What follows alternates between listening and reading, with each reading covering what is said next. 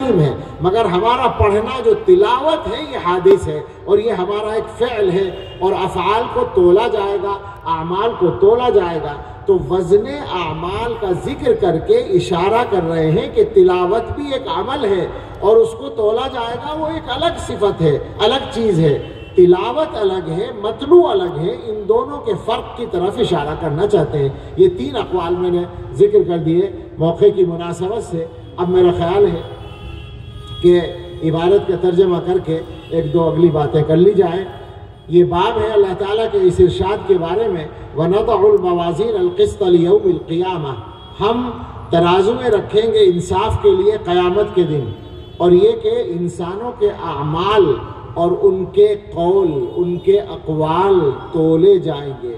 یہاں رک کر ذرا سارے بھائی سمجھ لیں کہ قیامت کے دن ترازو میں صرف اعمال نہیں تولے جائیں گے، اقوال بھی تولے جائیں گے۔ یہ جو بولتے ہیں ہم اپنی زبان سے، قرآن میں ارشاد ہے مَا يَلْفِظُ مِنْ قَوْلٍ إِلَّا لَدَيْهِ رَقِيبٌ عَتِيدٌ، بندہ جو تلفظ کرتا ہے، جو قول، جو بات اپنی زبان سے نکالتا ہے، تو اس کے پاس ایک نگہبان تیار بیٹھا رہتا ہے۔ اس لیے زبان کا استعمال کرتے ہوئے ذمہ داری کا ہمیشہ احساس رکھیں، اور کوئی لفظ ایسا نہ بولے جس کا حساب اللہ کے یہاں دینا مشکل ہو۔ انسانوں کے اعمال و اقوال تولے جائیں گے۔ امام مجاہد کا قول نقل کر رہے ہیں، چونکہ قسط کا لفظ آیا ہے یہاں انصاف کے معنی میں، اور اس سے ملتا جلتا قسطاس کا لفظ آیا ہے ترازو کے معنی میں قرآن کریم میں۔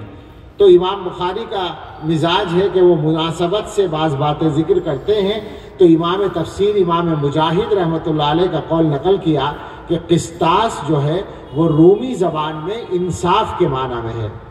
اس کے بعد قسط کی طرف آئے تو فرمایا جو قسط کا لفظ ہے یہ مقسط کا مصدر ہے معنی کے اعتبار سے، یعنی قسط کے معنی انصاف کے ہیں، مقسط کے معنی انصاف کرنے والے کے ہیں۔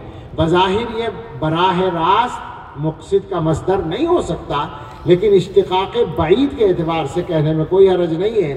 جہاں تک براہ راست قسط سے نکلنے والے اسم فاعل کے صیغے کا تعلق ہے وہ قاسط ہے، اس کے معنی بالکل الگ ہیں۔ وَأَمَّا الْقَاسِطُ فَهُوَ الْجَائِرُ، قاسط کے معنی ظالم کے ہیں۔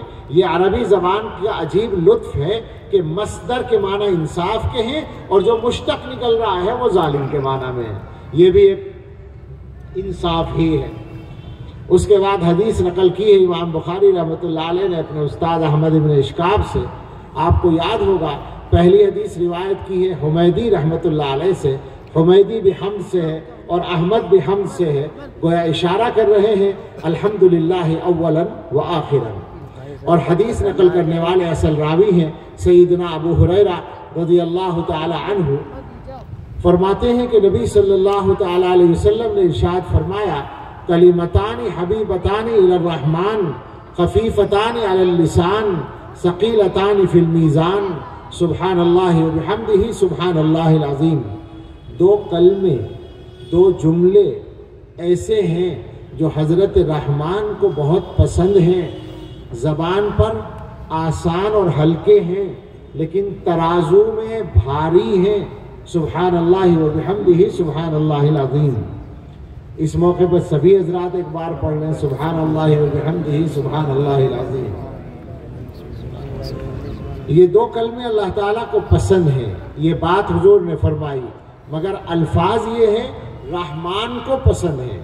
اشارہ یہ کرنا ہے کہ ہمارے کلمات، ہمارے بولے ہوئے کلمے اللہ تعالیٰ کو پسند آ جائیں، یہ اللہ کی رحمت کا تقاضا ہے، ورنہ ہمارا کوئی عمل اس لائق نہیں ہوتا کہ وہ اللہ کی بارگاہ میں پیش کیا جا سکے۔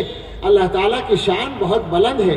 امام ربانی حضرت مجدد الفسانی رحمۃ اللہ علیہ نے فرمایا ہے کہ بندہ جتنا زیادہ بنا سنوار کر عبادت کر لے وہ اللہ تعالیٰ کے شایان شان نہیں ہو سکتی۔ اللہ تعالیٰ کی شان اس سے وراء الورا ثم وراء الورا ثم وراء الورا ہے۔ اللہ کی شان بہت بلند ہے، لیکن بندوں کے اوپر اللہ تعالیٰ کی رحمت ہے کہ اللہ تعالیٰ بندوں کے چھوٹے چھوٹے اعمال کو، معمولی اعمال کو قبول فرما لیا کرتے ہیں۔ تو یہ دو کلمے بھی اللہ کو پسند ہیں۔ زبان پر ہلکے ہیں، پڑھا ہوگا آپ نے کہ زبان میں پر تلفظ کرنے میں ہلکے ہیں، ویسے بھی آسان ہے، چھوٹے چھوٹے ہیں، سبحان اللہ و بحمدہ سبحان اللہ العظیم جلدی سے پڑھ لیا۔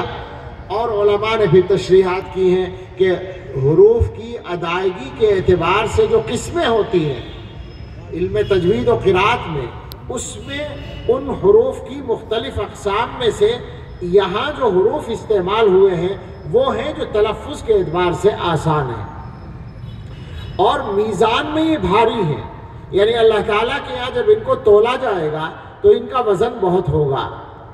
خاص طور سے یہ بات اب میں اپنے اس مضمون کو دوسرے مضمون کی طرف موڑتے ہوئے بات کرنا چاہتا ہوں، چونکہ مضمون کتاب کا پورا ہو گیا۔ یہ دو کلمے اللہ تعالیٰ کو بہت زیادہ پسند کیوں ہیں؟